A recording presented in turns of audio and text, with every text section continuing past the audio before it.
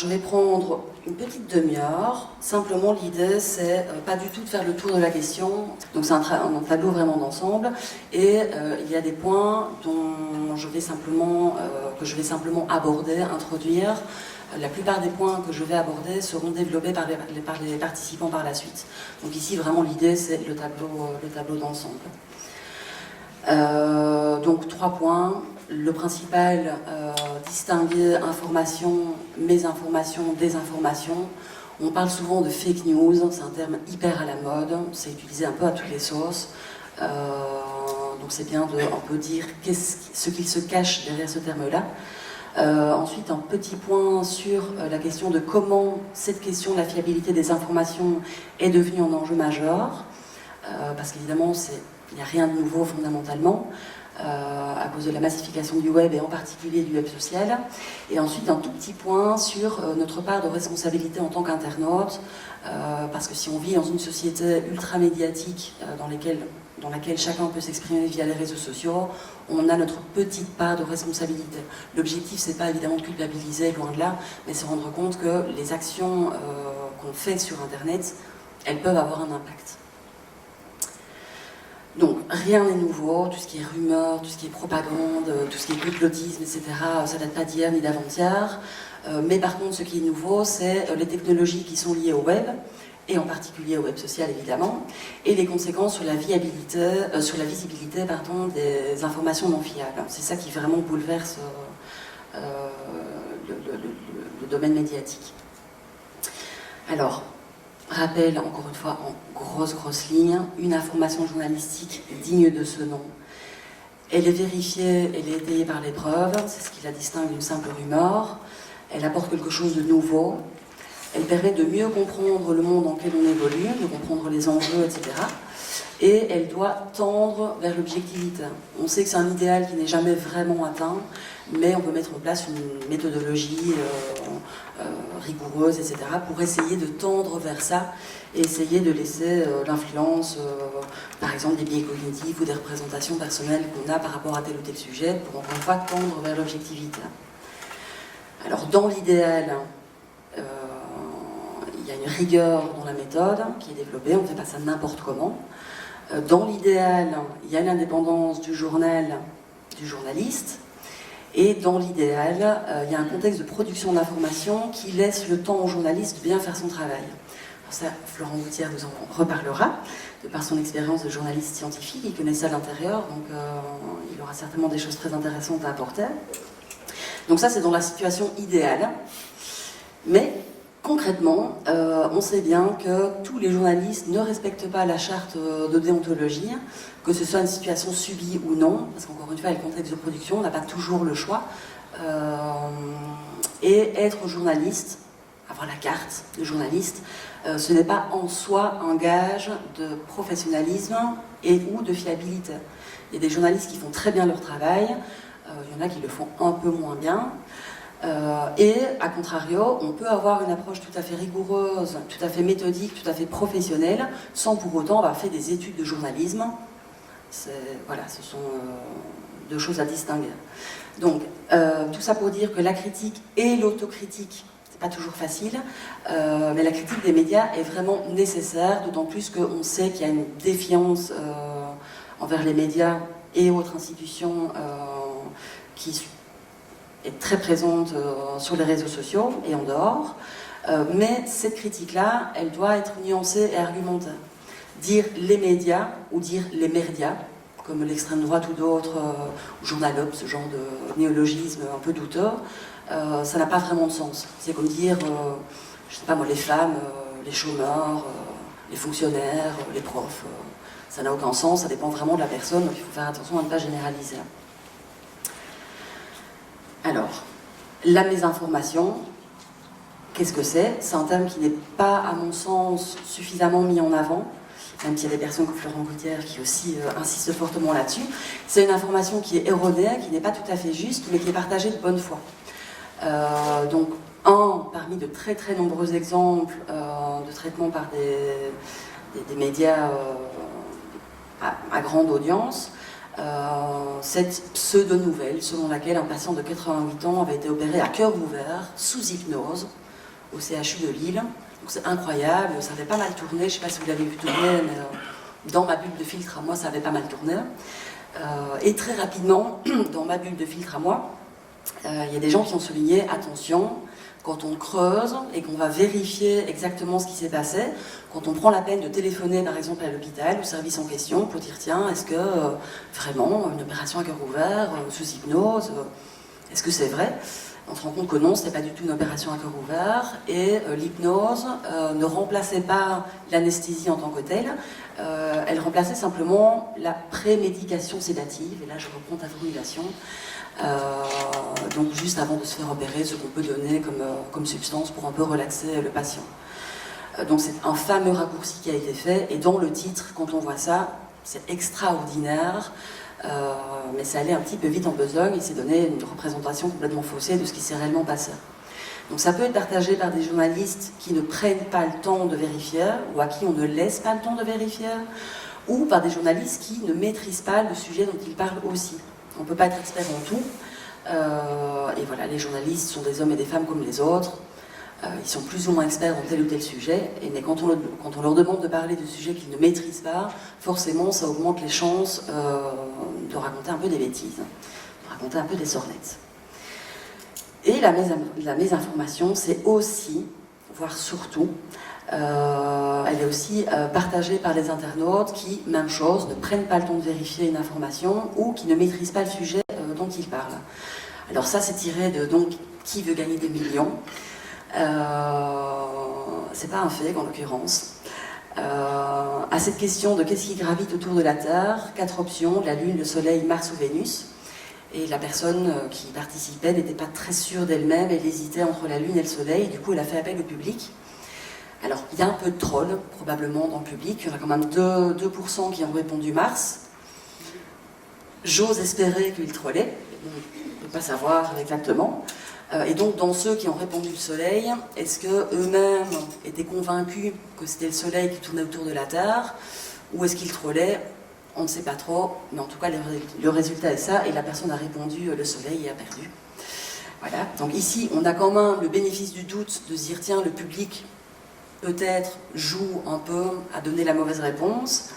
Par contre, quand on voit par exemple, parmi de très nombreux exemples, toute cette problématique autour du mouvement anti-vaccin, qui a des conséquences concrètes sur la couverture vaccinale, qui a des conséquences concrètes sur les cas de rougeole, les épidémies de rougeole, etc.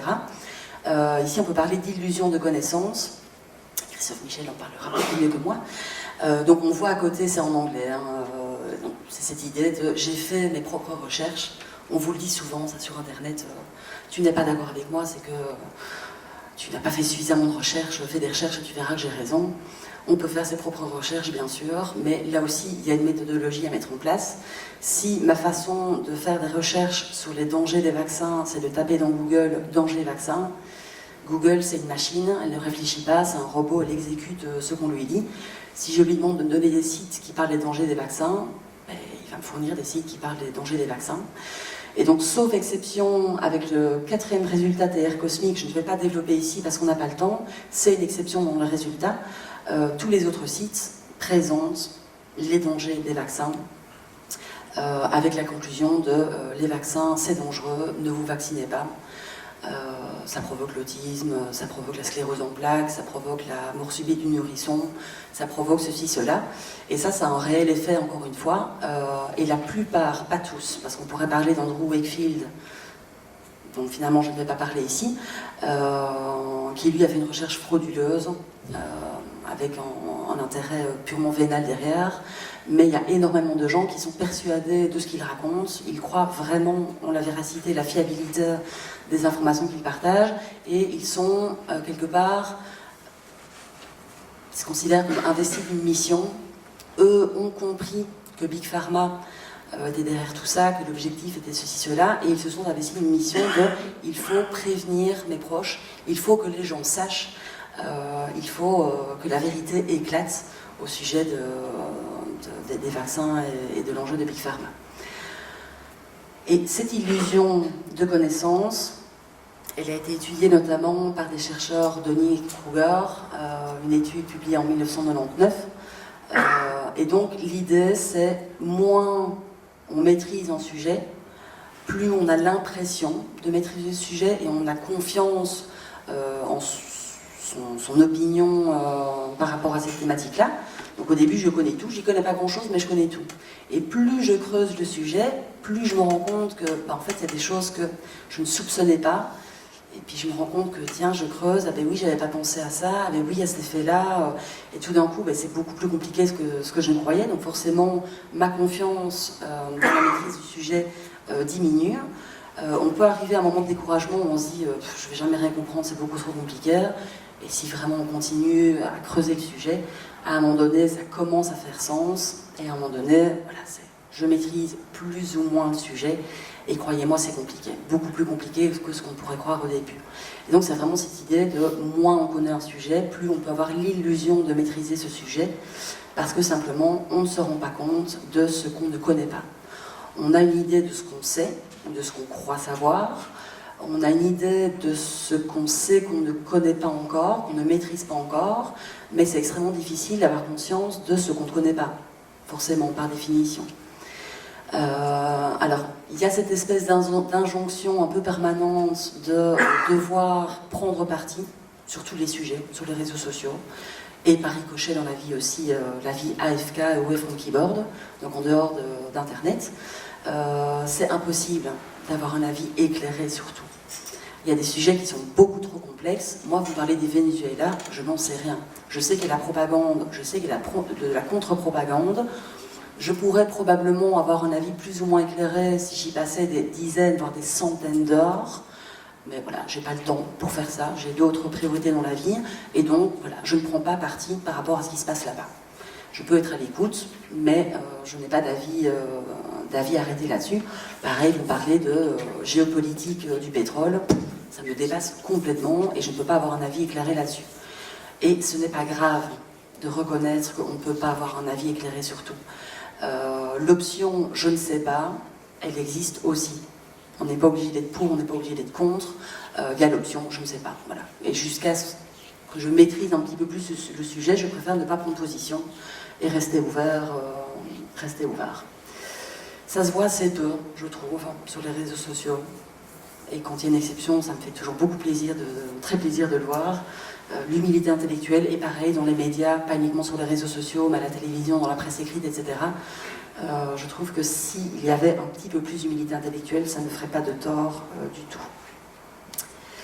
Alors, la désinformation maintenant, contrairement à la mésinformation, la désinformation c'est une information au moins en partie fausse, elle a toujours une part de vrai pour asseoir sa crédibilité. Tiens, il y a tel élément dont je sais par ailleurs que c'est avéré, donc je suis en confiance parce qu'il y a des éléments concrets que je sais être fiables. Et alors on peut broder évidemment là-dessus, c'est rarement totalement faux. Et l'objectif c'est de tromper le destinataire. Elle est conçue pour ça, elle est conçue pour tromper, c'est quelque chose de volontaire, de conscient. Alors fake en anglais, ça veut dire faux, mais pas que. Il y a un autre terme qui est false en anglais, qui veut dire faux. Fake, c'est faux qui se fait passer pour vrai. Par exemple, les décors de cinéma. On disait qu'on était à Los Angeles, alors qu'en fait, c'était filmé dans la banlieue de Barcelone, avec des décors en carton-pâte. Voilà, ça fait le job, ça donne l'illusion qu'on est à Los Angeles. Et les fake news, ça désigne une information manipulée qui se fait passer pour vraie dans le but de manipuler le destinataire. Alors ça a été popularisé lors de la campagne de Donald Trump. Il y a toute une série d'exemples qui auraient pu être choisis. J'en ai choisi deux qui avaient pour objectif d'engranger des revenus publicitaires. Parce qu'ils se sont rendus compte que une grosse partie des électeurs, des soutiens politiques de Trump, en fait étaient contre les médias traditionnels, qui mentaient, qui manipulaient la population, qui étaient aux mains des élites, etc. Et donc il fallait aller voir dans les médias alternatifs, et il y a des petits malins qui se sont dit, il y a de l'argent à se faire. Parce qu'on n'en a pas toujours conscience, mais à partir du moment où vous cliquez sur un lien, vous vous retrouvez sur un site sur lequel il y a de la publicité, à moins que vous n'ayez un bloqueur de pub du type uBlock Origin, vous rapportez sans le savoir quelques centimes au site en question. Vous, ça ne vous coûte rien, mais les personnes qui présentent leur publicité sur le site payent un petit peu pour être présents et pour vous cibler, vous. Et donc, il y a des petits malins du type Cameron Harris, qui avait fait cet article, donc des dizaines de milliers de votes frauduleux retrouvés dans un entrepôt de l'Ohio, quelques jours avant le vote. C'est bien la preuve que les élections sont truquées. Évidemment, c'était complètement faux. Il a tapé dans Google photo bulletin de vote. Voilà, il a copié-collé, il a fait un article, il a mis un nom, il a inventé une petite histoire, ça lui a peut-être pris 15-20 minutes au total. Il avait son article, il l'a balancé sur les réseaux, et évidemment, c'est rentré en... comment on dit, en écho. Ça a fait écho. Ça a fait écho aux personnes qui avaient déjà cet avis-là de « ils étaient manipulés ». Et donc pour eux, c'était une preuve qu'ils avaient bien raison de penser qu'ils étaient manipulés. Et forcément, dans ce cas-là, on partage, et puis ça devient viral, ça fait buzz. Et même chose avec le pape soutient Trump. Il y a eu la version le pape soutient Hillary, ça marche avec l'un, on peut essayer avec l'autre.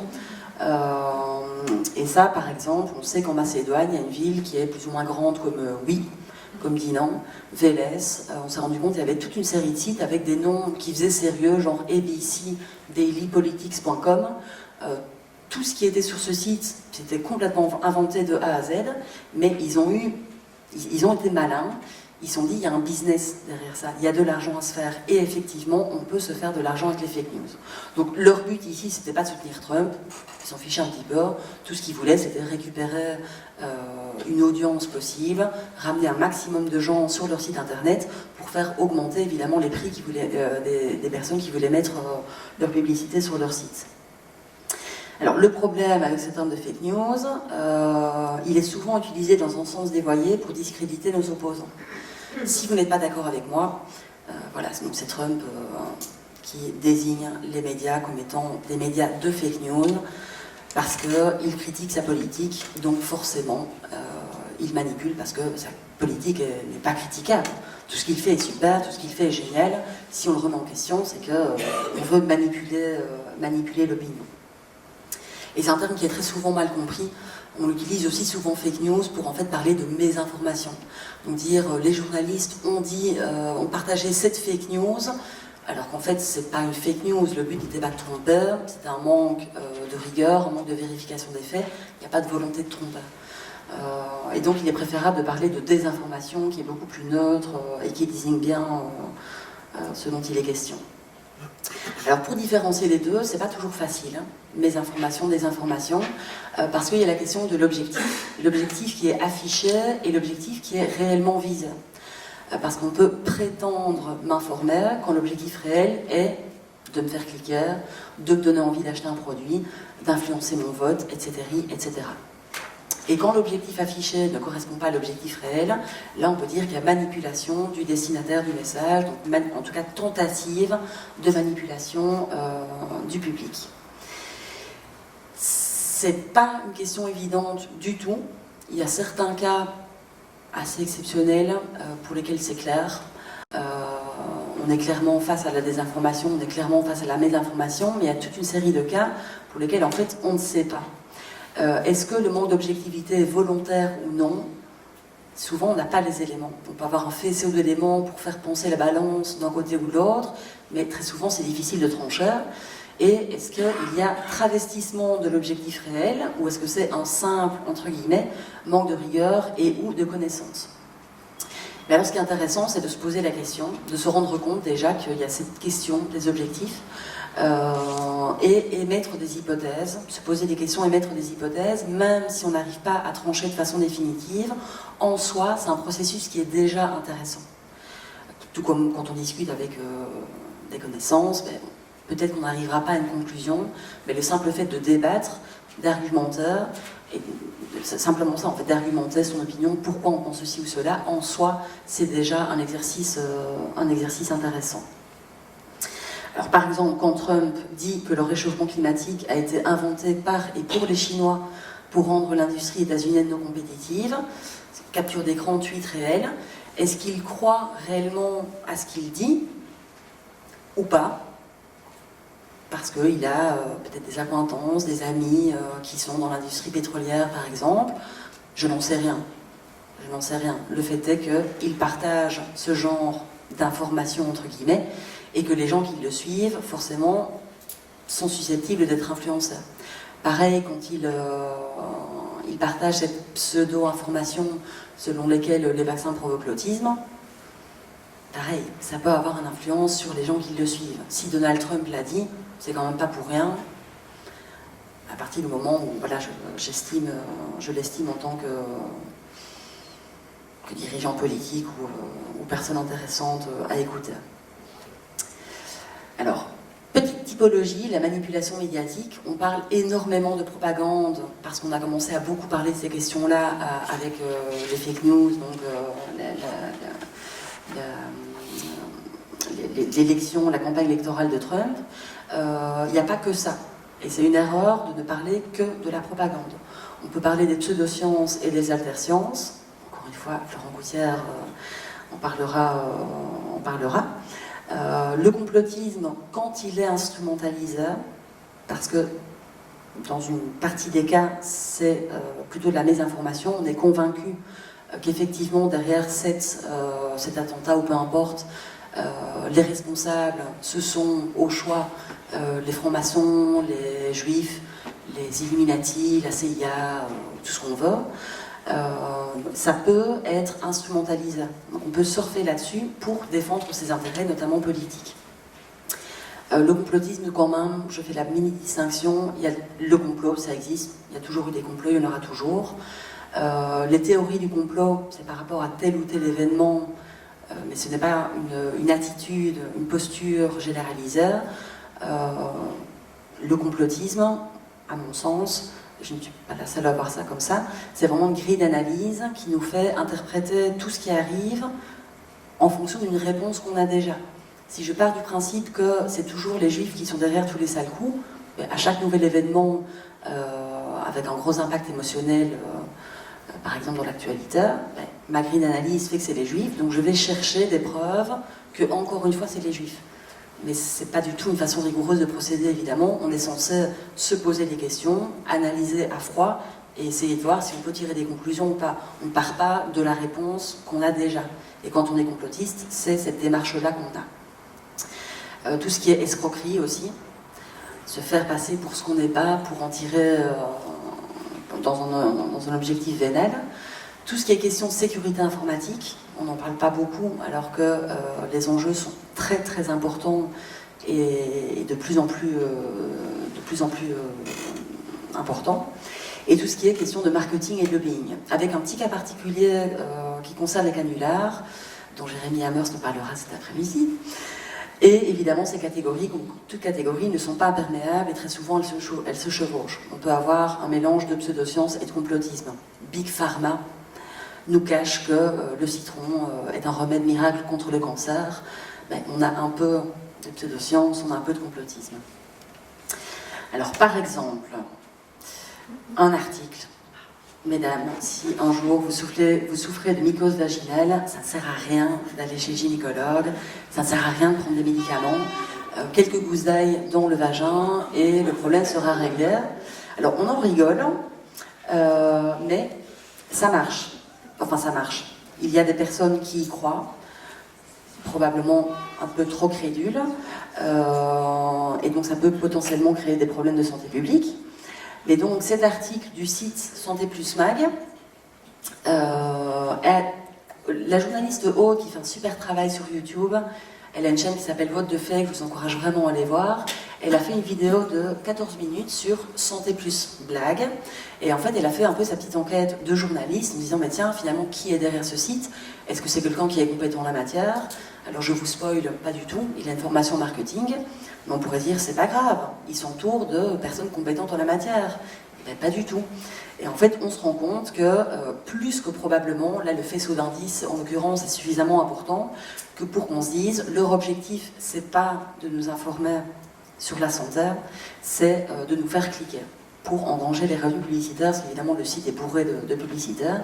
Et la santé, c'est un sujet qui marche très bien, parce qu'a priori, on a tous envie de vivre vieux et de vivre plus ou moins bien.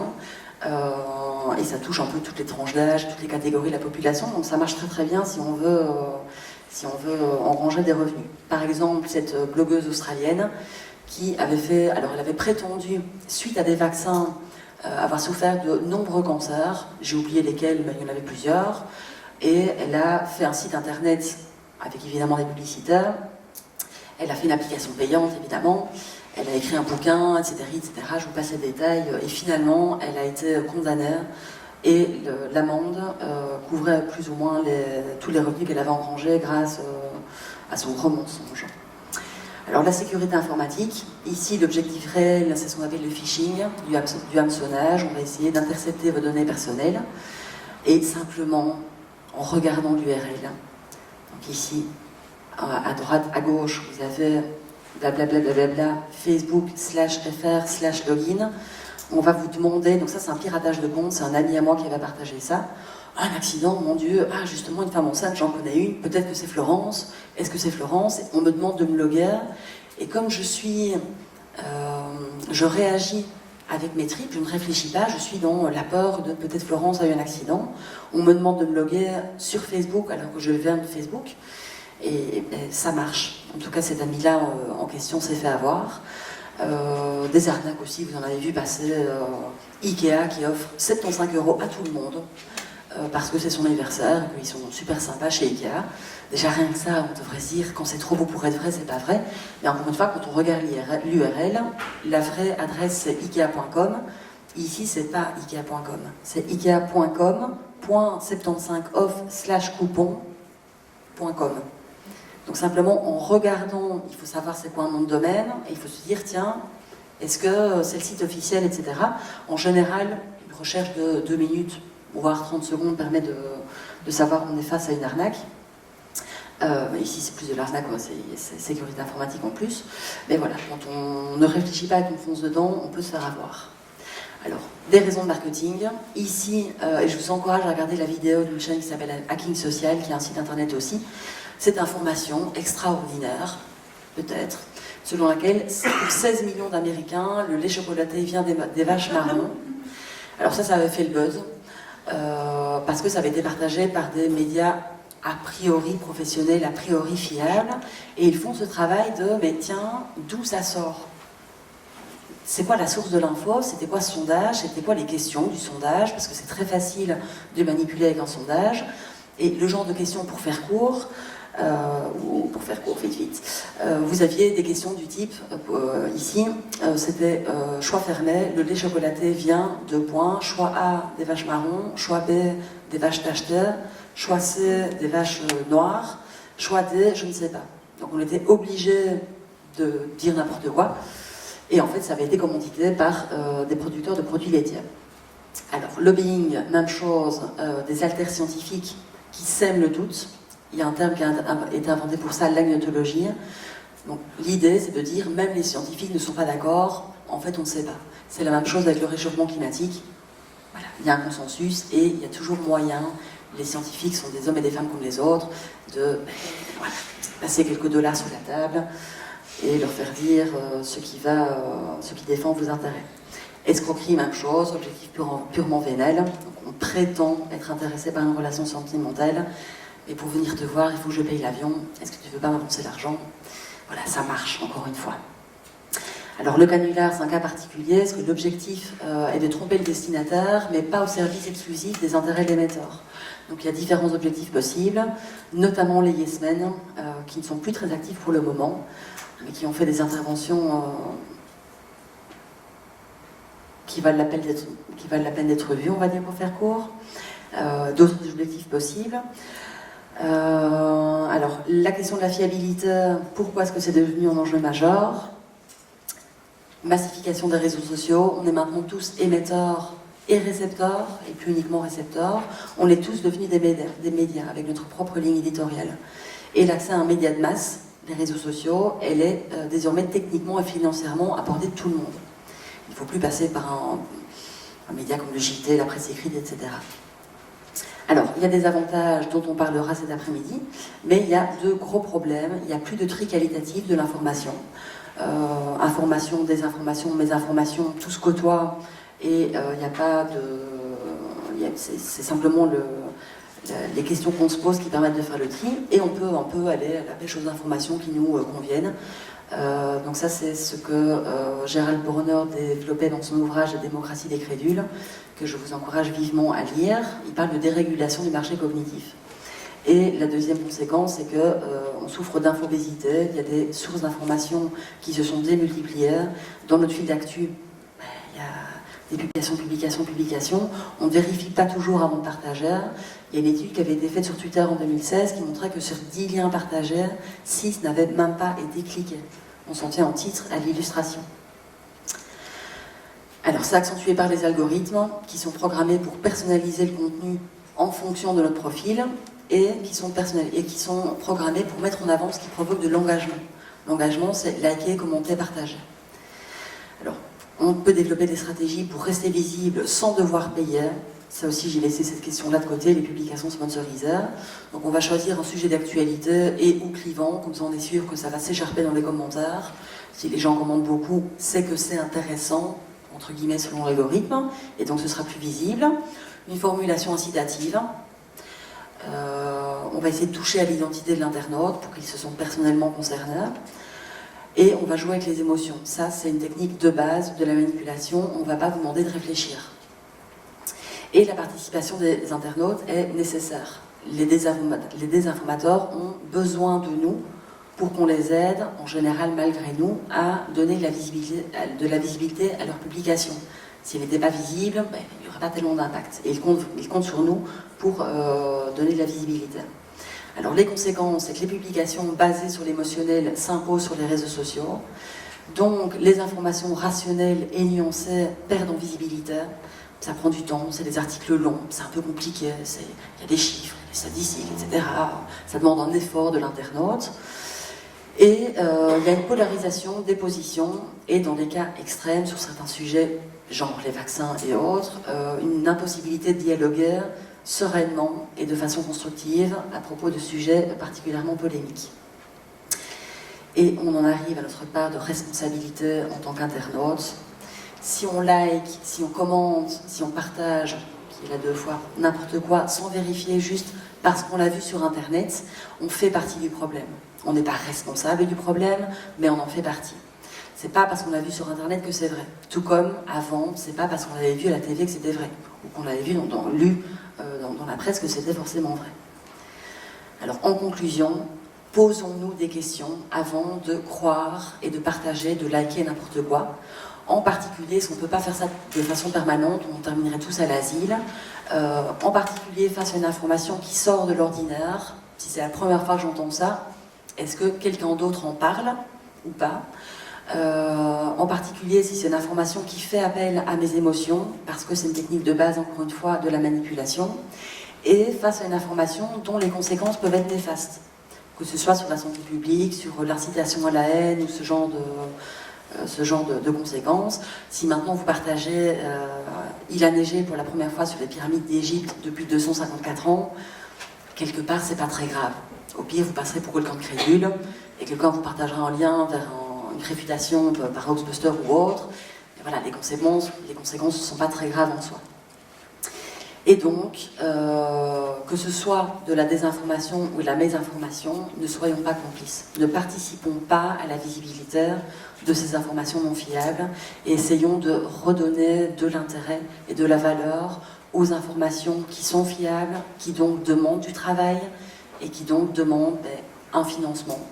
Et ça peut passer notamment par acheter la presse écrite, qu'elle soit subventionnée ou pas. L'information de qualité, ça se paye, et ça, il faut le rappeler aussi.